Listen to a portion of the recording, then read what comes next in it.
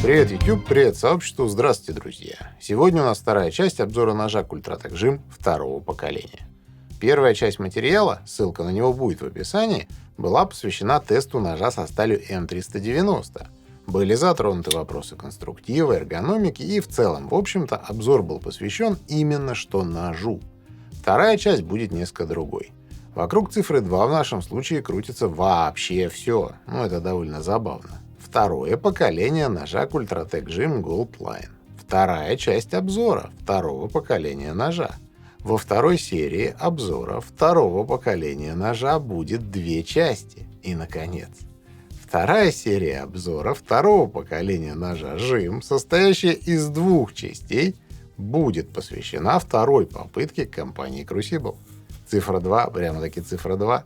Сегодня мы с вами будем говорить о порошковой стали CPM S45VN производства компании Crucible. Для простоты сталь CPM S45VN назовем 45-кой. Мы будем разбирать производительность 45-ки, поговорим про потенциал, про позиционирование.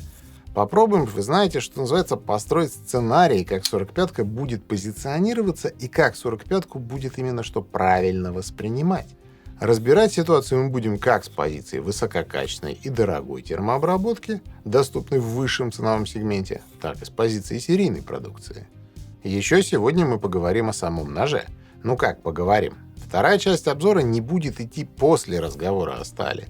Вторая часть будет идти одновременно с разговором про сталь. Ножи Ультратек уникальны не потому, что термообработка. Да, термообработка — это важный критерий, термообработка — это определяющий критерий.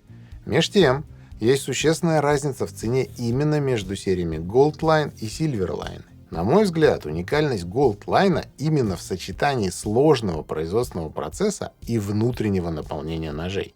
Вот именно о внутреннем наполнении мы и будем говорить. А точнее, говорить будет камера.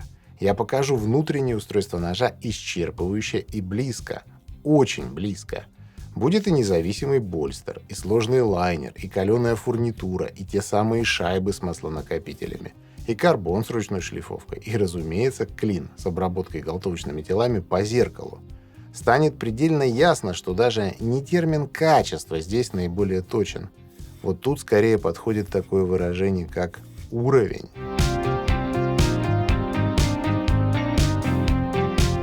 Процесс развития — это не всегда вертикально выстроенное движение.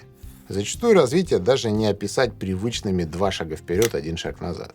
В 1996 году Spyderco представила уникальнейший для того периода времени нож — Spyderco Military. Фишкой Military была сталь CPM 440V. Высокопроизводительная порошковая нержавеющая сталь. Впервые в истории порошковая сталь появилась на складном ноже. Началась новая эпоха.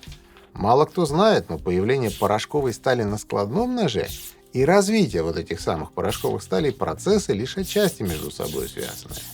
Да, 440V впервые появилась на складном ноже в 1996 году. Но такого монстра, как CPM 15V, компания Crucible разработала еще в конце 80-х.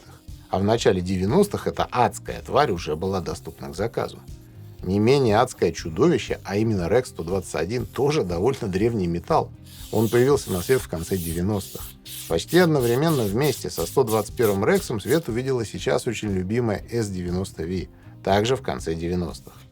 Развитие — это совершенствование, это процесс движения, процесс постоянного анализа и постоянных попыток взглянуть на себя и свои действия под максимальным количеством углов.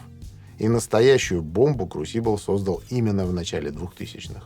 В 2001 году свет увидела сталь CPM S30V, на очень долгое время ставшая стандартом премиальной стали на серийных ножах. К слову, почти одновременно с этим компания Crucible провела модернизацию порошковой линии в городе Сиракьюз. Молодых ножевых энтузиастов такое развитие событий может серьезно озадачить. Но очевидно, что CPM S90V производительнее и интереснее, чем CPM S30V. Очевидно это буквально исходя из всего. Из названия, из тестов, из химического состава и так далее, собственно. Буквально каждый компонент S90V мощнее S30V. Почему же так вышло, что именно 30-ка стала королевой? Ответ простой. Суть в балансе.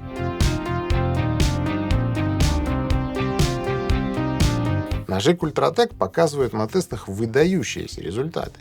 Хоть как-то конкурировать с подобной производительностью может только премиальный японский сектор, в лице той же Мияби или Рокстеда. Но у всего есть своя цена. Чем качественнее и злее сталь, тем сложнее и дороже ее термообработка, а соответственно сложнее и дороже уже обработка клинка. Ультратек Gold Line — это невероятно крутой, но нишевый продукт. В серийном мире такой уровень качества невозможен ввиду высокой цены.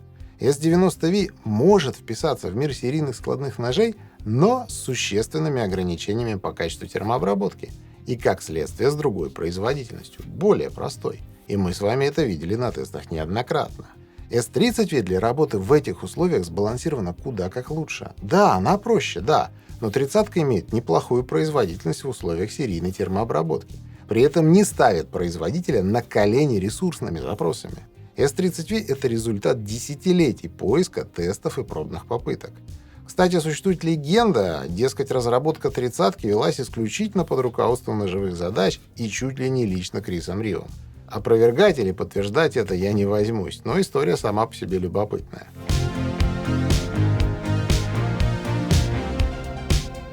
Мир на месте не стоит, и в середине 2000-х Crucible дал целых две новых идеи. И слово «целых» тут не сарказм, а именно что уважение. Разумеется, речь о 125-ке и 110-ке. С одной стороны, в виде CPM 125V мы получили новую королеву нержавеек. К слову, до сих пор никем не оспоренную. CPM 125V — это феноменальный продукт. Продукт, меняющий понимание стали на ноже вообще. Естественно, при должном уровне термообработки. А с другой стороны, это CPM 110V. Номинально это номер 2 в табеле о рангах, но на деле это идея и потенциал, идущий гораздо дальше 125-ки. Потенциал 110-ки копает примерно в ту же сторону, куда и азот в нержавеющих сталях, только копает по-другому. Ниоби — это возможное будущее нержавеющих сталей. Добавка ниобия работает, в теории, в нескольких направлениях. Это и стойкость к коррозии, это износостойкость, другие требования по содержанию хрома в составе и прочее. Вот с таким багажом, имея перспективные направления и обладая фактически ударными таранами по всем направлениям, компания Crucible подошла к концу первого десятилетия 21 века. И в 2009 году свет увидела 35-ка, сталь CPM S35VN. Компания Crucible внедрила ниобий в массовый сегмент. Новинка на тот момент вызывала небывалый ажиотаж. Все еще на коне CPM 154, признанный кастомный мидтек фаворит. 30-ка все еще королева серийного топ-сегмента, и тут приходит 35-ка. CPM S35VN по аналогии со старшей сестрой имеет в составе ниобий. По идее, мы получаем улучшение износостойкости, меньшее выкрашивание, сходную или лучшую производительность по сравнению с 30-кой. Все это предполагалось и заявлялось в ножевом сообществе. Реальность оказалась несколько иной. Первым, нет, даже не звоночком, а скорее ударом по всем колоколам стало известие, что компания Benchmade не переходит на 35-ку. Даже сейчас, в 2021 году, когда мир изменился еще сильнее, до сих пор Benchmade имеет в составе больше 10 моделей на 30-ке, но ожидаемого перехода на 35-ку так и не случилось. Почему так? Я уже выше говорил, что мир ножей и мир сталей хоть и пересекаются, но не настолько сильно, как бы об этом хотелось думать в ножевом сообществе. Действительно, когда мы прочитаем ножевой материал о 35-ке, мы увидим все вышеперечисленное. Износостойкость, нержавучесть и все прочее. Но вот если мы заглянем в менее ножевые источники, то увидим несколько иную картину. Появление 35-ки, а если совсем точнее, основной рынок сбыта для подобных сталей, это в том числе и формы для литья пластмасс. 35-ка действительно является апгрейдом по сравнению с 30-кой, только апгрейд этот гораздо ближе к истории 30-ка и S90V, нежели к наращиванию мощи. Одно из ключевых достоинств 35-ки – это лучшая обрабатываемость, меньшие требования к ресурсам по сравнению с 30-кой. В теории это должно снижать стоимость обработки и себестоимость изделий, без потери характеристик, но это в теории.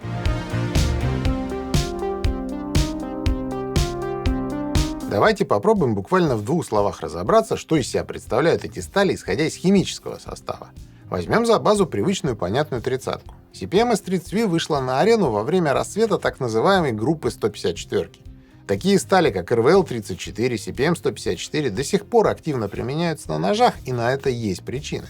Когда мы сравниваем 30-ку и 154-ку, то видим основное отличие – наличие серьезного количества ванадия в составе. Помимо прочего, почти в половину выросло количество углерода. Здесь важно отметить вот что. Традиционно именно количество углерода определяет производительность металла. Но, разумеется, это очень сильное упрощение. При этом количество молибдена сократилось вдвое. Сравнивая 30-ку с более мощными игроками в линейке Crucible, хорошо виден темп, скажем так, насыщения состава почти по всем фронтам. У S90V и особенно у 125-ки сильно выросло количество углерода. Точно так же рост ванадия. Грубо, но все-таки допустимо предполагать, что 30-ка, S90 и 125-ка — это путь условно наращивания мышечной массы. Естественно, ничего бесследно не проходит. И требования к термообработке, закладка отбраковки в цикл и вообще все прочие моменты производства у 125-ки находятся на совершенно ином уровне, нежели чем у 30-ки. Когда речь заходит про 110-ку, ситуация меняется. Именно здесь в игру вступает необий. И важно помнить, что само по себе наличие того или иного компонента в составе не делает сталь автоматически более качественной. Для нас качество стали — это ее потребительские характеристики, то есть износостойкость, вязкость, комфорт заточки, нержавучесть. Все эти факторы зависят от состава, вне сомнений. Но точно так же они зависят от способа производства клинка, качества термообработки, качества финиша клинка и массы прочих факторов. По итогу 110-ка хоть и похожа на 125-ку, вряд ли может считаться ее именно что младшей сестрой. Это несколько иное семейство. Герой сегодняшнего видео. Хорошо видно, что 35-ка слегка похудела в угле и ванадии по сравнению с CPMS-30V. А 45-ка вернула утраченный углерод, помимо прочего добавилось немного хрома. Исходя из состава, 35-ку нельзя назвать именно апгрейдом 30-ки. Это скорее новый металл на базе старого, но не модернизация. А вот 45-ка — это по сути именно усиление 35-ки и в чем-то усиление с 30V.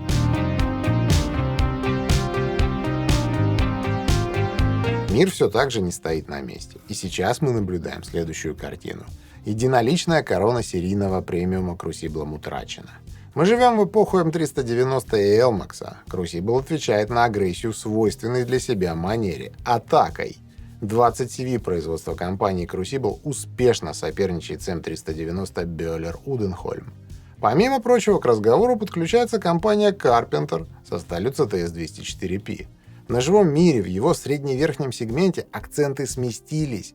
Теперь уже не среди 30-ки идет основная борьба. Во что эта борьба превращается, когда мы переходим на язык цифр и тестов? Дело обстоит так. 125-ка все еще лучше всех, причем как номинально, так и по поведению.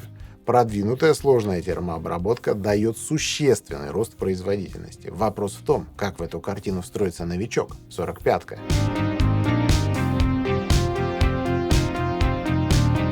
Тест 45-ки на жиме шел долго. У жима второго поколения специфичная эргономика. Я подробно рассказывал об этом в первой части обзора. Ссылка будет в описании. Результаты теста 45-ки перед вами, и, как мы видим, чуда не произошло. Кайф в том, что мой канал не про чудо, а мой канал про то, как оно есть. И это сильно интереснее любого чуда. Меня в тесте интересовало несколько вопросов. Что будет сильнее, 45-ка или новый жим? Кто кого поборет, эргономика или сталь? Во-вторых, меня интересовало, что такое 45-ка. Это модернизация 30-ки, наращивание мощи или все-таки некое смещение акцентов? Ну и, наконец, насколько конкурентоспособной получилась новая сталь от компании Crucible?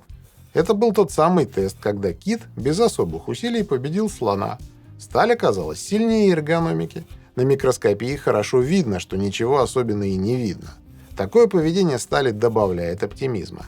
На мой взгляд, 45-ка представляет из себя именно то, что в свое время ожидали получить от 35-ки, а именно качественный рост по сравнению с 30-кой. И отвечая на второй вопрос, то пока, подчеркиваю, пока, 45-ка выглядит именно как развитие 35-ки, в том числе в плане условной мощности. И, наконец, самый интересный вопрос. А насколько конкурентоспособной получилась новая сталь от Crucible? И вот ответ на него до конца не ясен. С точки зрения ножей Ультратек, с точки зрения качественной термообработки, думаю, 45-ка — это не самый интересный выбор. Все-таки производительность таких ножей находится на другом уровне. И 45-ка выше головы не прыгнет. Повторюсь, мы здесь не про чудеса. 45-ка, возможно, выступит на одном уровне с S60V. Возможно. Но однозначно проиграет в пластичности. А уже начиная с S90V мы будем иметь уверенный выигрыш последней. В таблице неплохо читается некий средний и некий топ-уровень того, как должна работать сталь на ноже при должном отношении к термообработке. В серийном сегменте вся картина сложнее. Потенциально мы имеем сходный с 30-кой уровень производительности, однако с большими возможностями по выбору угла и большей стойкостью. То есть в теории мы можем получить ситуацию, когда условно общая производительность 45-ки будет все-таки ниже, чем, например, у 20CV. При этом пластичность будет выше, и общий итог будет в пользу 45-ки. Может быть, естественно, иначе. Все это нужно выяснять. Мне кажется, что компания Crucible сделала довольно верный продукт с точки зрения ниши. И вот ставить как бы крест на 45-ке в рамках серийной продукции будет, скажем так, сильно преждевременно. Все еще нужно проверять.